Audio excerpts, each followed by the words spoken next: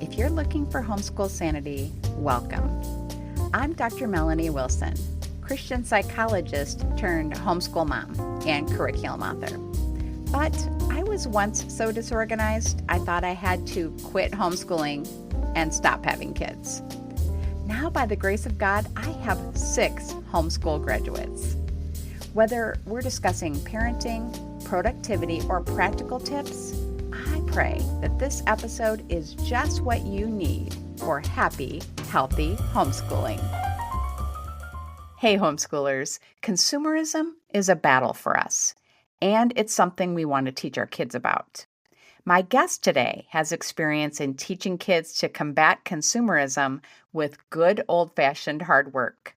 I'll introduce him after this message from our sponsor, Now Programs. We first noticed Asher was having difficulties with learning when he was about 5. We ended up having him privately tested, and of course it came back that he was dyslexic. It was super overwhelming. Like there was just list and list of all these programs. So we started talking to people and felt like everybody was just saying something different. I hired the lady that had tested him. She tutored him for a year. One-on-one, 4 days a week, she came to me and was like, it's not working.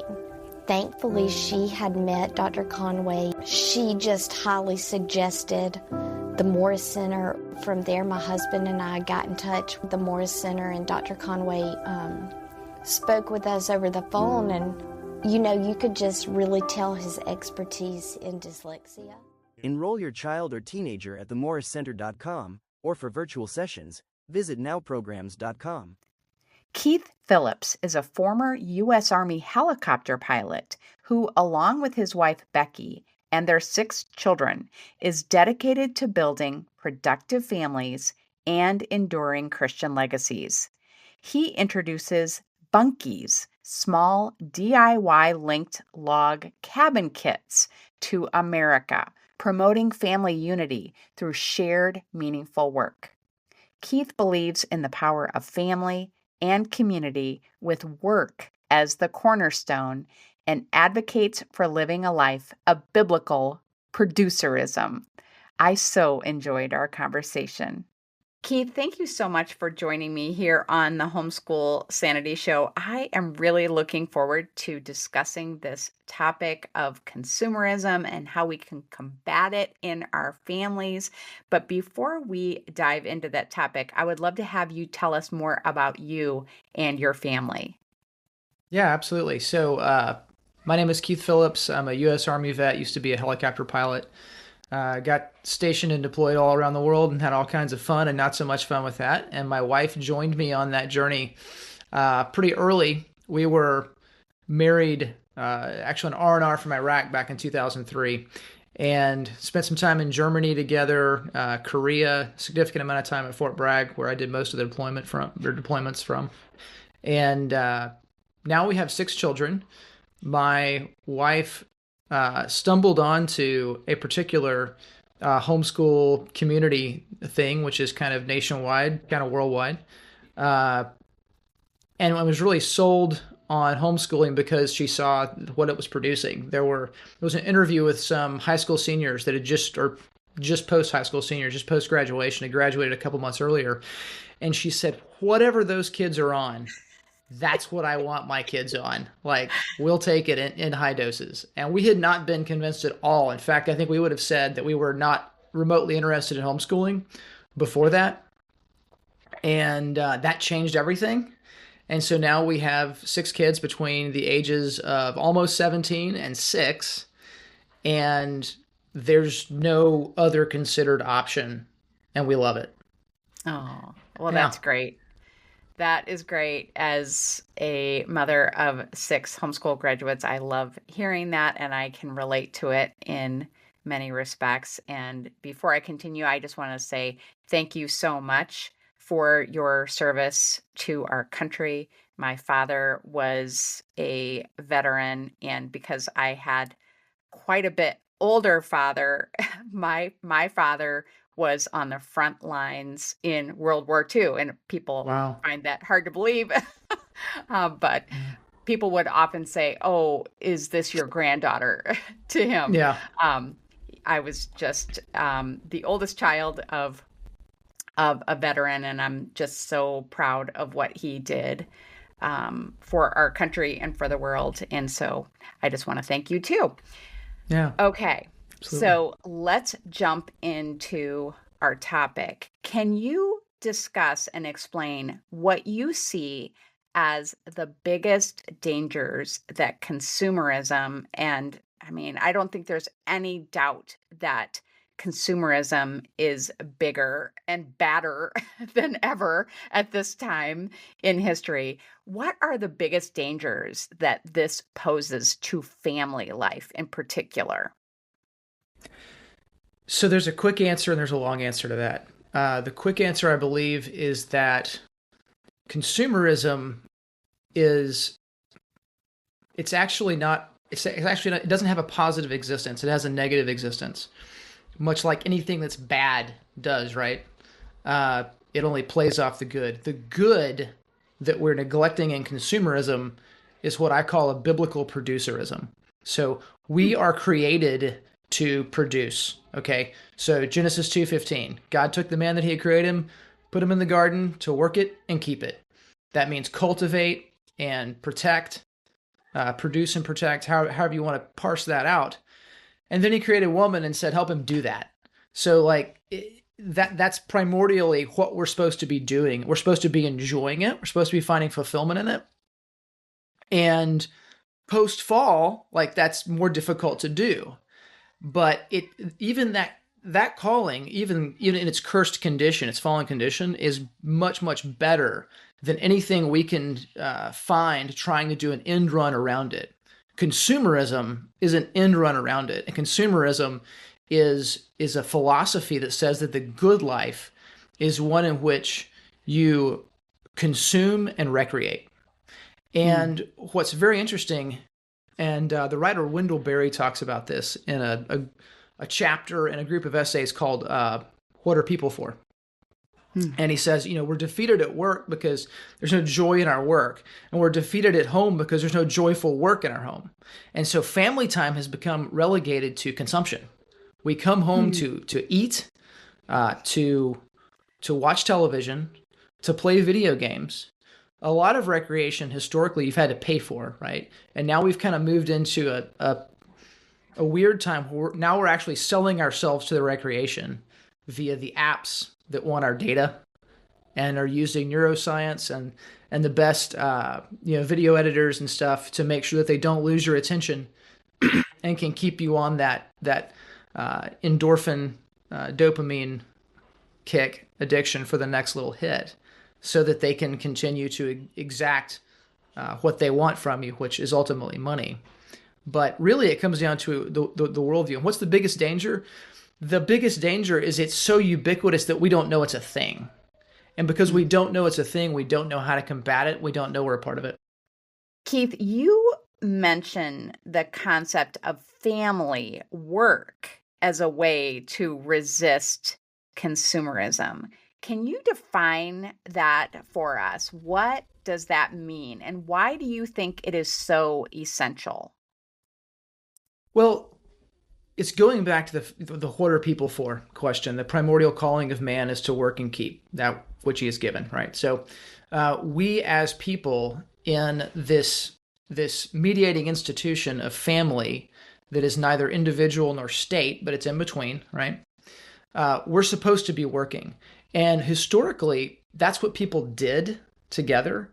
And so because survival demanded that you have a sort of familial collectivism, it also demanded virtue of you. So that all of the virtues contributed to the survival and the thriving of the family as they worked. And you worked because you didn't have a choice, right? So because you weren't going to survive otherwise. Now we have this we're in the first few generations that kind of have a choice. Like survival isn't really threatened for most of us in the West. This is I've forgotten your question. Delete. Okay, What was so your question again? I got to redo yeah, that. no problem.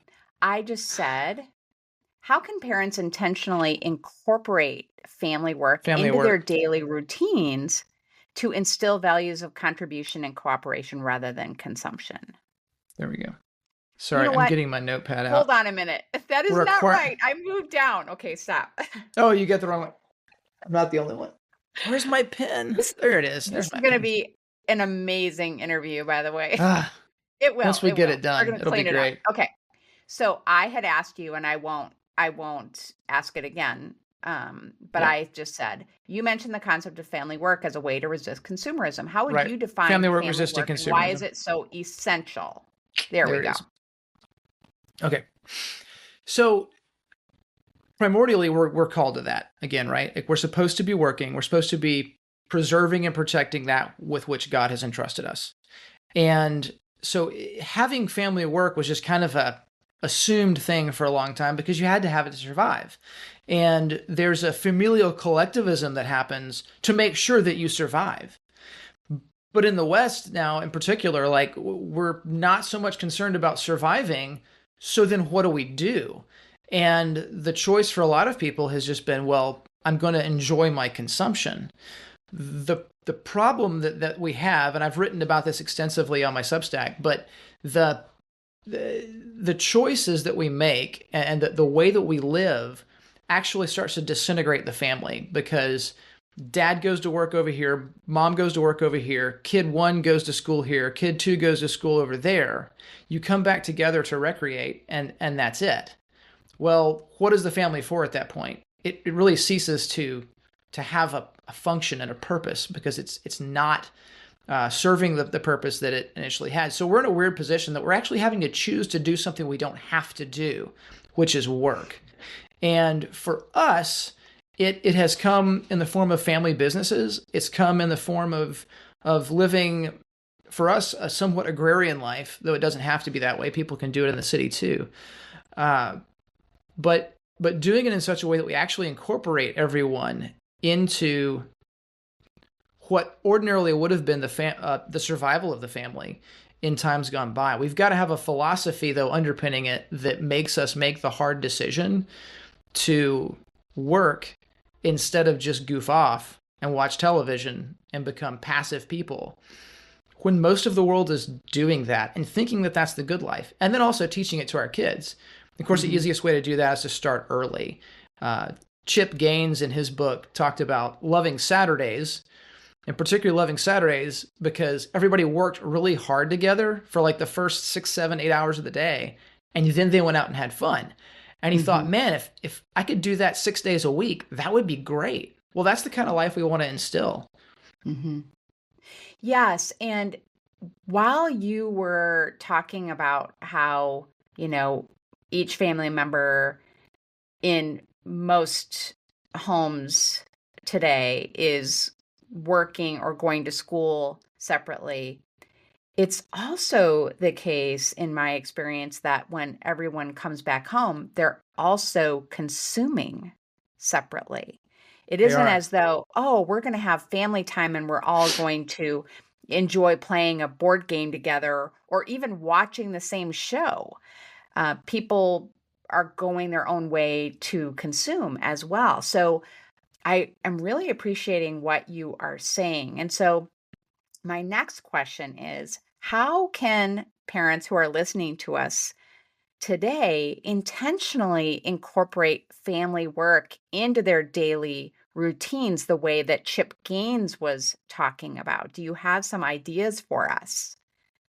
Yeah. So I would say the starter level is doing what I've heard you talk about, which is get those routines going, get those kids involved in those chores, inspect what you expect to be done, otherwise it won't. Participate in them yourself, be the lead worker, and that's going to go a long way. But I think there's probably, and this is kind of trendy, but entrepreneurial thought, entrepreneurism, is that a word? Entrepreneurism, entrepreneurial stuff. Okay, go start businesses, right? Work for yourself instead of building up some other corporate institution. Build up the institution of your family, not only relationally, spiritually, but also in very concrete ways. And so small businesses, even if they start off as just kind of a side gig, those are huge. And those side gigs are things that kids can take over and run with. Uh, they can be jumping off points, but they can also be long-term things that family really gets going on. Some of the stuff we have done has been roasting coffee. We buy and sell horses. We buy them when they haven't been ridden for a long time and no one wants to ride them. And when we sell them, I can put my 6-year-old on them in the auction arena. So we're providing an actual tangible good to the world. Something we're producing something, and then also we've built our own cabins and stuff at this point. We've got short-term rentals going. Cleaning the short-term rentals from the guests that were in there. Most of them are greats. A few of them are not quite great. So all of those things the family's involved in, and they see the repercussions if you fail, and they see the rewards if you don't fail. Right. So there's instilling that what am I saying? The delayed gratification. There you go. Significant delayed gratification. On long-term projects like that you don't get just on doing chores, right? You have the instant gratification of a clean kitchen, but how about a project that's going to take a year and you're not going to see anything from it for after that? Kids getting to see that, I think, is very impactful. Absolutely. And, to go along with that, because I think there are some people who will think, well, I don't live on a farm and I don't have a business of my own. And I found that I was just automatically doing so many things in my day-to-day life that I could invite my kids to participate in. And it actually built their self-esteem. So as we record, we are ahead of the holidays. I was finding that I was doing all of the wrapping for extended family, friends, or Christmas, games that we would play. And I just thought, why am I why am I doing all of this when my kids, who will not do a great job at it, can learn how to do it and actually enjoy it and develop some pride in doing Yeah. that? That's just one example. I think there are so many tasks that we just automatically do ourselves that we can invite our kids to participate in, and they will actually enjoy it, even if they start off complaining about it. Has that been your experience too? Totally. The secret, the silver bullet of parenting is saying no and sticking with it and getting over the hump, because it's so worth it. It's very easy to say, yes, go ahead and watch a show. Just stop bothering me. It's hard to stick with the no when they're bugging you, but it doesn't take that long. And the children will figure out how to entertain themselves. And they sometimes entertain themselves in the most productive ways. Like, they're going to build stuff. If you've got, any land at all, one single tree, they'll want to attach something to the tree. Pieces of wood that they can stand on, that they can inhabit. That can become their battleship, their airplane, their fortress, whatever. So yeah, being able to say no and just give them that space. Boredom is the fertile ground of innovation. That is so true. And I'm just going to throw something into the mix. I happened to be doing some consuming of video content, but it actually was really, really good. This mother had a birthday party for her, I would say probably it was an elementary age child. And the theme of the birthday party was big empty boxes. She put all of these big cardboard boxes in the room with blankets and art materials, and Nice. it was so much fun to watch these kids having a blast. And I was not surprised that they were, because that's, kids do have that creative, um what is the word I'm looking for? They're investigative. They're Yes. it's just so neat to watch them turn ordinary objects into the best time ever, and I feel like that is what you are talking about. Hmm. Okay, so let's switch gears a little bit and talk about the constant bombardment of advertisements to us, to our kids, whether that's on the television, it's on the computer, it's Hmm. on billboards, it's if you take them to the grocery store, there are magazines. I mean, even the end caps that at grocery stores are advertisements in a way. So how can we protect our kids from being drawn into that mindset that more is better? So fear of missing out, I think, is the greatest tool in the consumerist uh, toolbox. Like it works very, very well. And there are so many just tactical instruments now, from the television, the smartphone, and all of the things that they come with that are very within that. There is once again, the very hard thing to do in just saying no. But the saying no gives the space to make good decisions. I just had this experience, I think it was yesterday or day before. I think it was yesterday, actually. My 12-year-old boy came streaking around the Suburban with his clothes on, not that kind of streaking, but came screaming literally around the Suburban, very upset at his 6-year-old sister.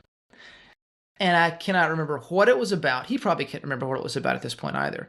But they both came just accusing each other of the most horrible war crimes. I mean, it was just it must have been terrible, whatever each one had perceived that the other one had done. And I said, okay, everybody stop and do not speak for the next 30 seconds. I didn't have to do anything else. They lost interest. I think they forgot what they were fighting about. Like, we gave time for the prefrontal cortex to engage the lizard brain, and it was over. Mm-hmm. It was the craziest thing. Okay, so with the fear of missing out, you have to create space for the things which are truly great. How many people want their kids to have read Tolkien and Lewis and Dickens and whatever else? Or have that be a cultural touchstone of your family, yet they don't do it? What always keeps you from doing those big, great things? It's little, not so great, mediocre at best things, which take advantage of that tyranny of the urgent and that fear of missing out. So having that maturity and that philosophical underpinning to say, nope, we're going to make this decision. And I'm going to create this space for you in which you're actually going to thrive and do great things. Because if we're completely bombarded by it, if we allow the bombardment, like we lose. So one of the things I do is marketing, right? I think I'm marketing something that actually will drag people away from their devices. Ultimately, I just want to successfully market to them before that, right? But there's the competitive mart of the mart of competitive commerce is full of people who are getting better and better all the time at creating and leveraging your fear of missing out. We have to take that away. And one of the ways to do that is to bombard our children with reality instead of virtual reality, which is everything you're getting from the consumerist industrial complex. I was reading. Can I throw one more thing in there? Please. Because it was something you mentioned earlier, and you were talking about having the space to operate, and the birthday party with the blankets and the artwork, these big boxes full of nothing or full of blankets and things like that. I just did a podcast that's going to drop with next week with Sean and Beth Doherty. I don't know if you've heard of them, but Sean mentioned this idea that as producers, one of the things they produce as a family, as a productive family, is their own entertainment. Now, Sean is a theater major who is a theater professor, for like 2.5 decades, and but doesn't have a television, right? So like their kids and they created their own entertainment. They produce their own entertainment. Sometimes it's a pain to sit through your kid's show. Come watch our show, mommy. Come watch our show, daddy. You know exactly what I'm talking about, right? But you have to do it. And my wife and I were actually talking about it just a couple of days ago, bring up this memory again, where we got back to the house from something where we had left them alone for an hour. And while we were gone, they had rehearsed, planned, set up the props for the opening scene of Macbeth, of all things, very dark, and cooked breakfast. And so when we got back, they rolled out the red carpet, like they went to the nines, they did everything. And we sat down and we watched, and it was actually very entertaining. And we had breakfast. It was amazing. Mm. But if the children were not given that space in which to operate, in which they were not bombarded, they'd have never done it. Right.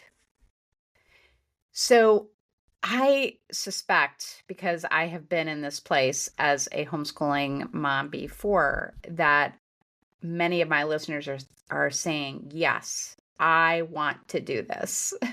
I'm committed to doing this. I want to involve my children in work. I want to leave space for us to create our own entertainment and get away from all of the marketing, more and more passive entertainment that we've become so addicted to, for a lack of a better word. So what are some obstacles that these parents are going to face in the effort to shift away from consumerism? Probably peer pressure, not just from the peers of the children, for one, but also adult peers. It would be comforting to know, though, that the most technologically resistant people in the world, in terms of their children, are tech executives. Mm. They know, and they know that you have to do hard things, and they're willing to do it. And because, they're successful people who, not just because of their success now, but they're the kind of people who have become successful. They have a sort of security in them. It's at some level. I'm sure some of them are insecure, but overall, they're not. I mean, overall, insecure people don't become super successful. Insecurity might drive you to do some things that make you somewhat successful, but by and large, I mean, successful people are not bad people. They're good, and that's why they're successful. And that lack of insecurity enables them to get over anything like that. So I think, I look around at a lot of the parents that are, like us, just normal people. They're not super successful, whatever. They're just middle-class folks. And there's some pressure to not be weird. Guys, being normal at this point is probably one of the last things I want to do. Because normal's just not looking so hot anymore. Right. Yeah. Other obstacles to implementing it, I really think the biggest thing is feeling like you're a big meanie. And I'm telling you, my 6-year-old girl yesterday, who is cute as a button and just smart as a whip, did her best to make me feel like a meanie at about 4:00 in the afternoon. And I was really close to breaking. It's hard. The best things are always on the other side of hard things. The most successful people, the most rewarded people, whether that be monetarily or lifestyle, are getting that strangely large reward, that outlier reward, on the backside of an outlier effort, or the willingness to do something that is outlier, that is not normal, that is hard, that is against the grain. We've got to do that at this point.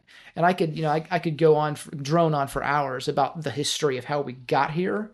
I'll just send you the link to the article. But I mean, there's a reason. There's a reason where we're at, and it's not normal in history. And so we Right. need to embrace abnormality. Right. I think another issue that goes along with what you're saying is that many of the recreational activities that we and our children engage in are, um, boy, I'm trying to think of the right word. They are really going to activate the reward centers in our brain at such a high level that it's almost like taking a drug. And I Mm. think it's a Hmm. very good analogy I because, want to come back to that. okay, because when someone takes drugs and begins using drugs, their interest in other life activities just falls off, right? Yeah. There's just no interest. And some reading I was doing recently was about this this overstimulation, if you will, of our brain by our leisure activities that has made it so that we too think about reading a regular book that isn't, just super exciting with all the visuals and things that we get from taking in visual media. And it can Hmm. feel really boring and just not something that we want to do. Hmm. And of course, the answer to that is, well, I'm just going to find books to read that also have visuals and, they're just super, super exciting. The answer, just like it would be for someone who is using drugs, is to stop, stop those kinds of things. And of course, with drugs, we can just go cold turkey. But with the media and things that are really, really exciting for us and our kids, we can cut back on them so that we can rediscover our appetite Mm. for good things. Like in the same thing happens with healthy foods. The reason that I loved Doritos as a child is because of the additives that they put in them that makes Mm. them stimulate the taste buds in my mouth in a way that eating an apple is not going to. And I'm not really going to taste how good an apple is until I stop eating the Doritos, until I really can allow my taste buds to recover from that Yes. overstimulation. So I just wanted to throw that out there, and I want you to comment on that. Okay. There's so much in there. So you talked about the drug user. We've had very intimate, extended interaction with people that have been addicts. Mhm. And the most successful of them at combating drug addiction embraced really hard work. So he and I worked on a cabin that we built from scratch for about 9 months. And we would kind of wear out and quit by about 3:34 in the afternoon, usually working on it. And I'm like, go back to the house, take a nap, and I'm done working hard for the day. He would go back, maybe take a nap, get a snack, and then he would just go around the property looking for stuff that was broke again, and he would be dragging limbs and doing and just working, working, working, working. And I talked to him about it, and he said the only thing that can replace meth is hard work. Wow. The because you know how this works, right? So like methamphetamines or heroin or whatever, definitely meth, is essentially like taking lightning to a spark plug. Okay, a spark plug's supposed to have a little spark and then it works. If you strike it with lightning, it blows it apart. Or if you just overuse a spark plug too long, it blows the gap between the electrodes apart, right? And then it takes a much, much stronger hit to connect between the two.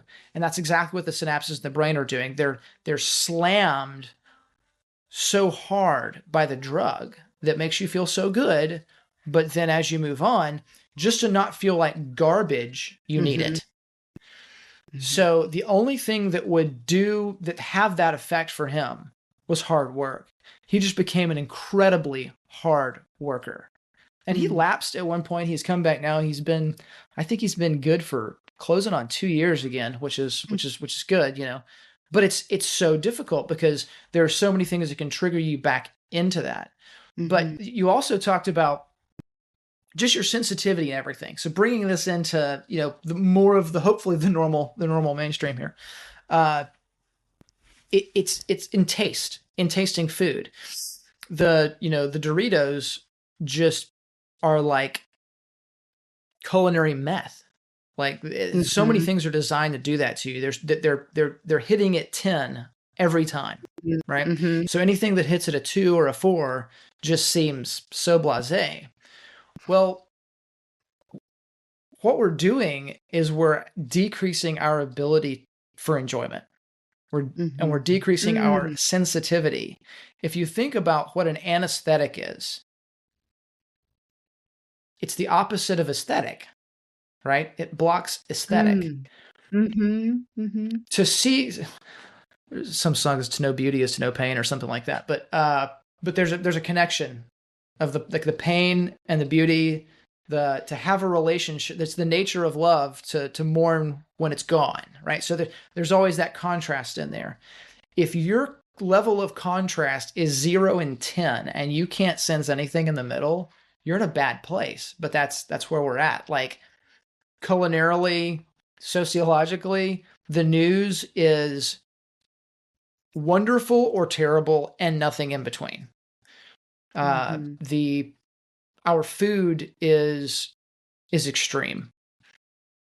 If you go on one of these diets, talk to someone that went on the carnivore diet and then they slowly added some other things back, and they said you would not believe the nuance and amazing variety of flavor in asparagus Hmm. or celery or a carrot.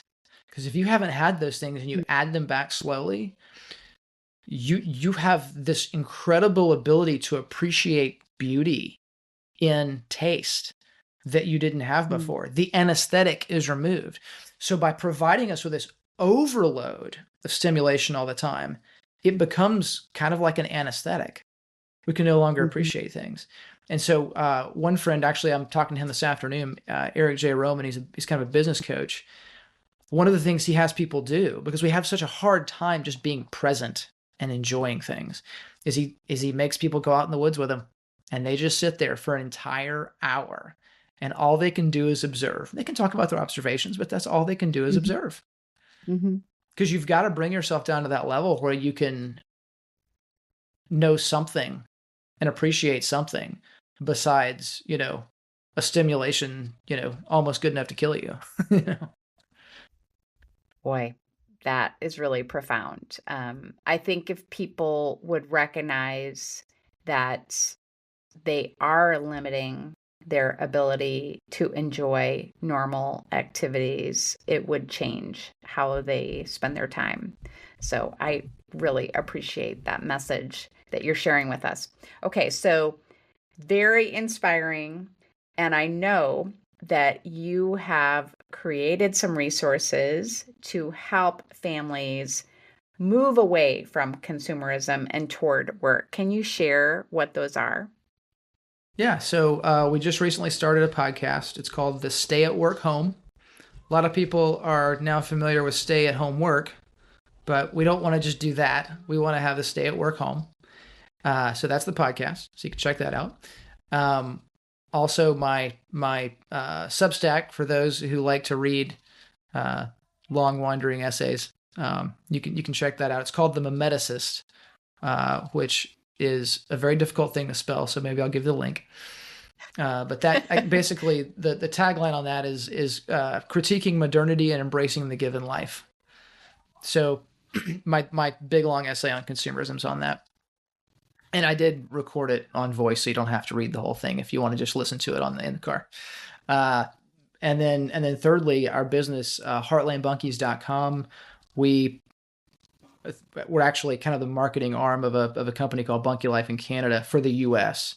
And so we don't just market them, like we're customers too. We've built now 4 of these on our property, and they are very easy to build, fast to build, but still all wood, all spruce wood quality little cabins that are they're not really intended to be homes or even tiny homes. A lot of people use them for that. It's meant to be just extra space when you need it. When having family over, when getting the grandkids over is a bit tight. So you build a bunkhouse, a bunkie. It's a Canadian shorthand for bunkhouse, and so that you can have those people over, and that hospitality is no longer quite such a burden, and people want to come. And the grandkids love to come stay in the bunkies because it's almost like camping, but it's different. It's like being a pioneer, but it's not. You don't have to wire it and plumb it. You can if you want to.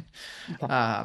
But yeah, building those is great because it kind of bridges the gap in between, like, I don't know how to build houses from scratch anymore because I was born in the 80s or the 90s. But now I do want to get into doing something. And so these are simple enough that anybody can do them, but it's still work. And it's still a Right. big enough project that it's something you can involve the children in.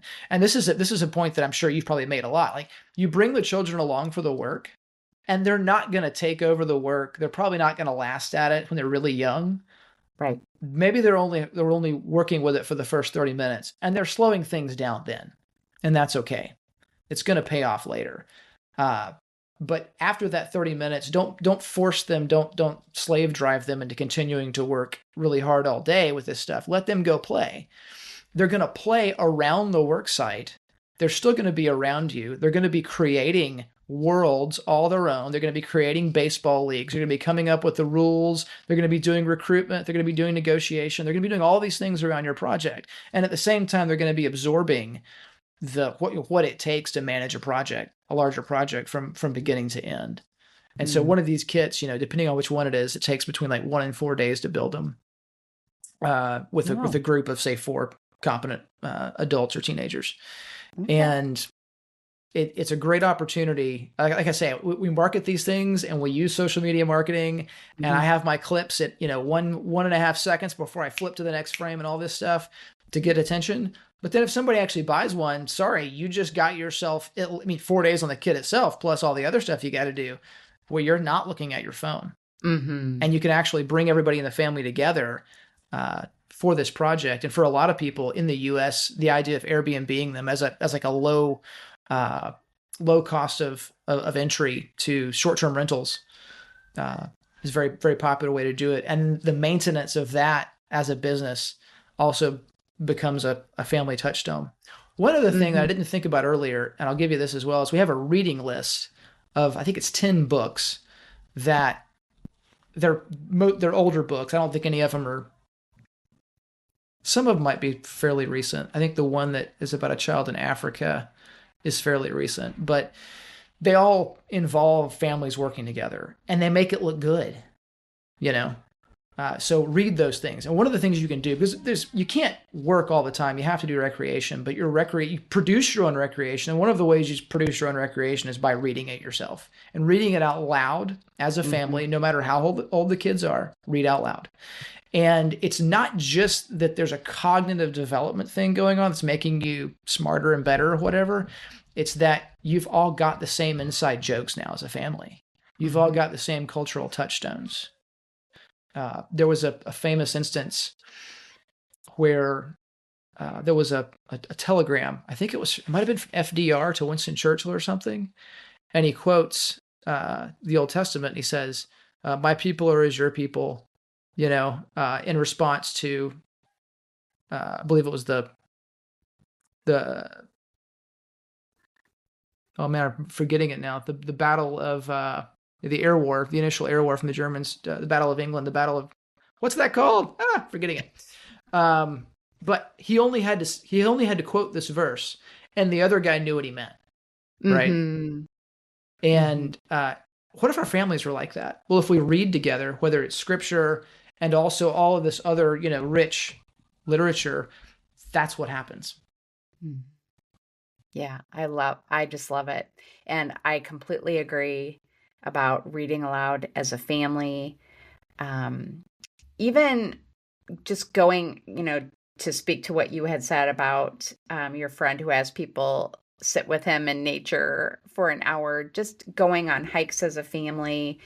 You had me remembering how we would go on hikes to a local park that has, like these benches where you could do a little presentation. And when we would go with my in-laws, my kids would entertain us. And I mean, those are some of our very best memories. And if we would have just been glued to our devices instead, what a loss that would be. So I just feel like everything that you're sharing has been a wonderful reminder. And I would just say that I don't think in any way that you are trying to give people a load of guilt. You're trying to inspire them to have more in I their hope so. family. So I appreciate that so much. So what is the best place to find all of your resources? Is it going to your Substack or to your podcast? Probably the podcast first because everything's Okay. going to be accessible from some point there. Yeah. Okay. Perfect. Well, I will have all of the links to the things that you have mentioned here in the podcast. I just want to thank you so much for taking the time to share with us today. You're very welcome. Thank you for having me. To find the links to Now programs and Keith's website, visit the show notes page at homeschoolsanity.com/consumerism. Have a happy homeschool week. Thanks so much for listening to the podcast. I hope something you heard was encouraging. If you have a personal question to follow up, don't hesitate to message me. I'm at Homeschool Sanity on social media. Be sure to check my free resource page at homeschoolsanity.com/resource and find Sanity Saving Curriculum at funtolearnbooks.com. This has been a production of the Ultimate Homeschool Radio Network.